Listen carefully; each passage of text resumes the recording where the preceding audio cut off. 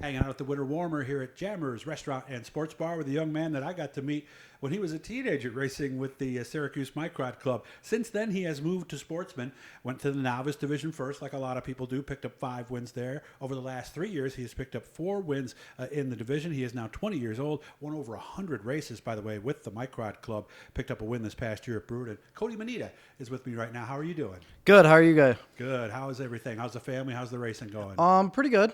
Racing. We just got our car back from Powder Coat, actually, so we're changing up the colors a little bit.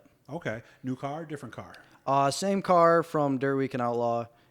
Front clip actually needed to get redone, so we had to do all that work. Did you hit something somewhere along the way, or did it stress? When Fulton happened, it cracked the frame real bad, many places, and then, of course, bent the front clip. And I ran Dirt Week with a bent front clip. Really? Was it bad, or was it not okay? It was tweaked about 1.5 inches up, but I think it was a 1/2 inch over to the left. Okay, but we did okay? So. Yeah, we did. Not bad. Picked up a win at Brewerton, had to feel good. Yeah, we did pretty good there.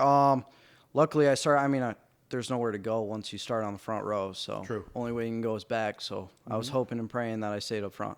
Were there any anxious moments during that, where there was some yellows and stuff? There was red. I was scared that my tires would seal over, but other than that, nothing really. Yeah, because you really have no indication when the tires, because they can do that under a yellow too, can't they? Yeah, and then when you stop, they're going to glaze over a little bit, so you got to keep those tires warm as much as you can. How do you do that, and is that part of the learning process for a guy like you? Yeah, it's really tire pitch is a big thing.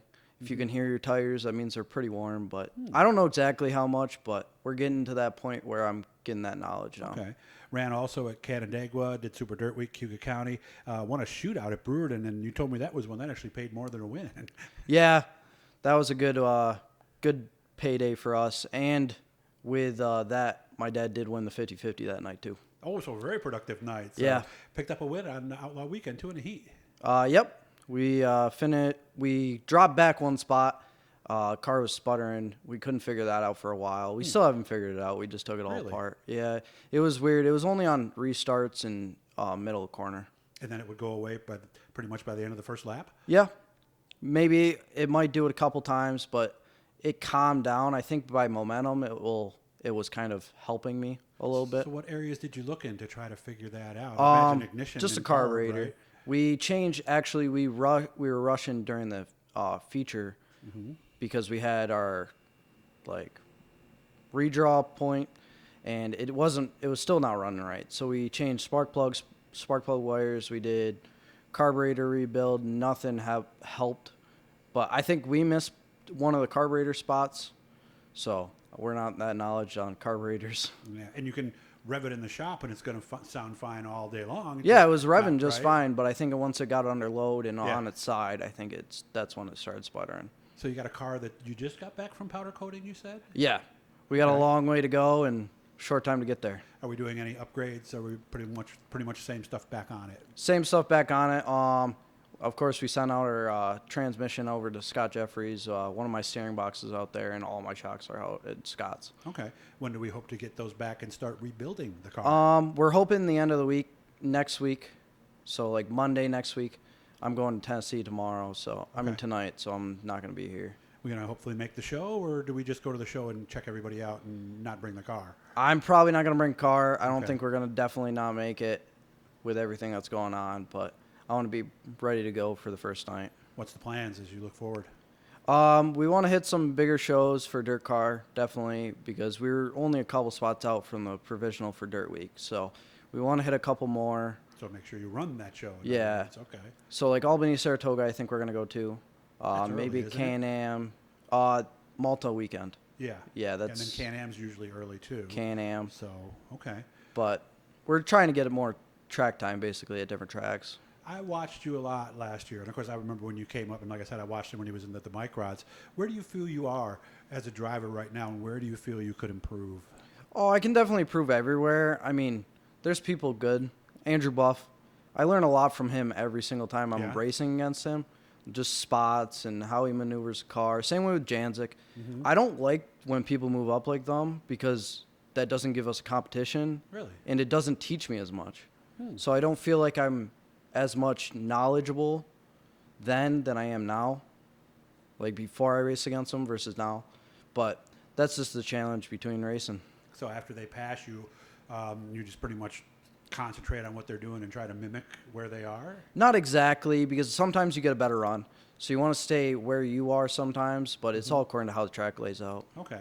And both of them, I've talked to enough of you guys to know they have a reputation of being very clean on the racetrack too. Yeah, they're not dirty drivers. I mean, you got to do what you got to do sometimes to get Right. by someone, but there's nothing bad. I've never had bad blood with either of them. Of course, it's tough for the sportsman too because you need to kind of keep your foot down a little bit. So I'm sure there's moments where, you have to keep that momentum going, or you could lose 7 or 8 spots, right? Yeah, but luckily there's moments where you can slow down and it won't hurt you too bad, but you just got to know when you got to do it. Okay. You and I were talking about something earlier because, like I said, I watched him as he came up in the microds, and one of the side benefits that I learned from you remember my daughter, she actually raced against you, never passed you always blew by her, but I would imagine it would make it easier when you go to get your driver's test. Although there's one thing you told me you had to change. Is driving with 2 feet. I can't drive. I have to drive with 1 foot when you start driving on the road, but I transitioned pretty well. Yeah. It wasn't too bad, but definitely at the beginning, Mom was definitely yelling at me a lot about it. Yeah, because you told me that's an automatic fail. Yep. If you put 2 feet on, unless it's for like emergency that you're putting 2 feet on the brakes, it's an automatic fail. I didn't realize that. So, and I think somebody told me that right before Allie took her test. So what do we want to happen this year? What would make for a successful 2024? Definitely a championship would be great, but I don't think that's Not gonna yet, huh? play in the cards. But it might. I mean, if we play the cards right, definitely I want to get at least 2 wins this year. That's the Okay. goal, but I would be okay with 1. Okay. And I don't want to be out of the top 5 all year. That's the goal. Only got about a minute left. Advice to somebody who might be thinking about putting their kids in a microd, quarter midget, or go-kart. What would you tell them? Do it. Definitely do it. There's many good things about it. I mean, you get some bad habits, but you can work through that with the knowledge of other people. It's not you alone. You can't do it by yourself. You have to have someone else with you. But one key point is listen to one person if you're going to listen to someone. That's true. 'Cause you listen to 10 people, and they'll tell you 10 totally different things. So find Yeah. that person that you trust, and I'm sure with you it was your family. Yep. Okay. My dad's really knowledgeable with everything he does, so I show him as much respect as he can show me, so we make it work. Thanks to Jammers again for having us out. Thanks to Rudy Plumbing, 315-638-RUDY. They're right here in Central New York. Big job, small job. They can handle it all. Make sure to leave a comment, put a like down there, and turn on those notifications, and please subscribe if you haven't already. Cody, it's been fun watching you grow up, and I hope good things happen for you this year. Thank you. I hope so too.